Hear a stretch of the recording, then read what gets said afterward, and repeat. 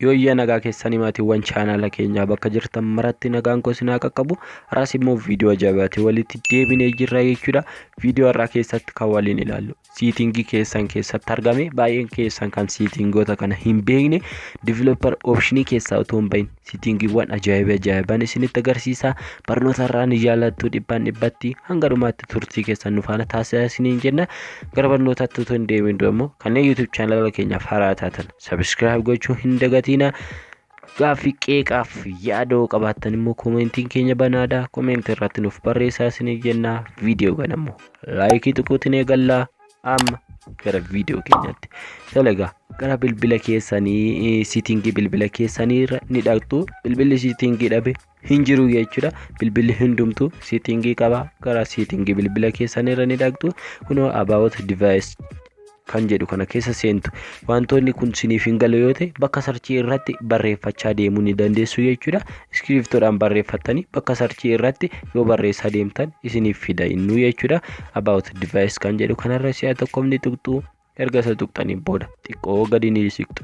Erga siqxanii build number kan jedhu kana ni argattu jechuudha. Siitingootaan amma isinitti agarsiisuuf deemu argachuudhaaf kana on gochuu qabdu jechuudha. Si'a torbaaf otoo walirraa hin kutiin tuquu qabdu jechuudha. 1 2 3 4 5 6 7 jechuudha. Kunoo on ta'ee jira naan jedhee kunoo turn on jedhee permission irratti himaa jechuudha. On naa ta'ee jira jechuudha. Kunoo developer option jedha. Yoo barbaadan search gochuu dandeessu jechuudha. Akkuma isinitti hime developer optionii keessaa otoo hin bahin siitingoota hedduun isinitti agarsiisaa jechuudha. Siitingii isa tokkoffaa. Siitingii inni tokkoffaa process status kan jedhu kanadha jechuudha. Maaliifi chaarjarii bilbila keessan isa kamtu akka fixaa jirudha jechuudha. Akkuma beekamu irra caala TikTokiitti irra fixaa jechuudha. Hunda irrayyuu TikTokiin hunda irra ni fixaa jechuudha. Asirratti garuu an TikTokii waan inni hin qabneef Google Play Service dha jechuudha. Kun asirratti percentii 98 ni jechuudha. YouTube'inis illee akkasii kun asirra refresh gochuu ni dandeessu jechuudha. Kun asirra irratti deddeebitanii refresh gochuu dandeessu jechuudha. YouTube'iin akka inni hin fixne gochuu nan danda'a jechuudha. Irra tuqeen seenaa sana booda force stop kan jedhu kanarra si'a tokkoof nan tuqaa. Chaarjarii nyaachuu ni dhaabaa jechuudha. Hunda isaarra deemtanii tokko tokkoon for stop gochuu ni dandeessu jechuudha. Siitingii inni kun chaarjarii bilbila keessanii akka hin dhumne isin gargaara. Akkasinitti tola abdii guutuudha kanan qabu. Gara siitingii isa lammaffaatti. Tolega siitingii inni lammaffaa immoo siitingii ajaa'ibaati jechuudha. Akka jaalattan abdii guutuudha kanan qabu.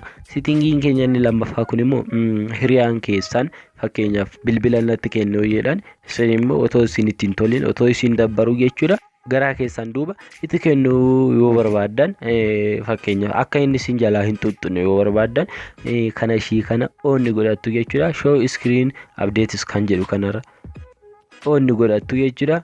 Kunoo on ta'ee jira. Bakka deemtan hundayyuu cibrirrir jedha jechuudha. Ija namaatiif illee sirrii miti kuni nan tabalaasheessee jalaa jedheetu illee kun akkas godhata jechuudha.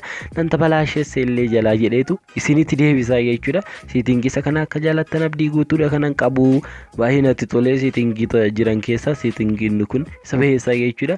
Akkanattiin namatti kennitanii namni hin tabalaashee jedhee isiniif deebisuu ni danda'a jechuudha. Gara duuba yeroo namatti kennuu barbaadanii jechuudha. Siitingoonni kun kanaaf si fayyadu jechuudha. Show screen updates jettanii search gootanii argachuu ni dandeessu jechuudha.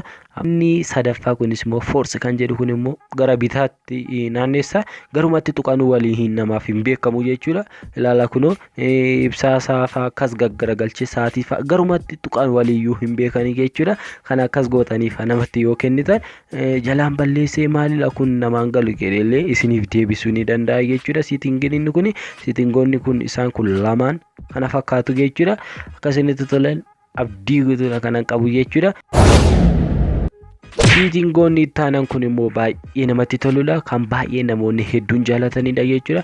Window animation scale jedhamu sadanuu isaanii. Window animation scalein kun maal isiniif fayyada? Saffisa bilbila keessanii jechuudha. Saffisa bilbila keessanii haala ajaa'iba ta'eetiin ni dabalaa jechuudha. Itti akka gammaddan abdii guutuudha kanan qabu. Kan keessan animation scale 1x irra jira. Isarraa off irra ni godhattu jechuudha. Kunoo off irratti ni hojjeta. Sana booda sadanuu isaa off ni gootu jechuudha.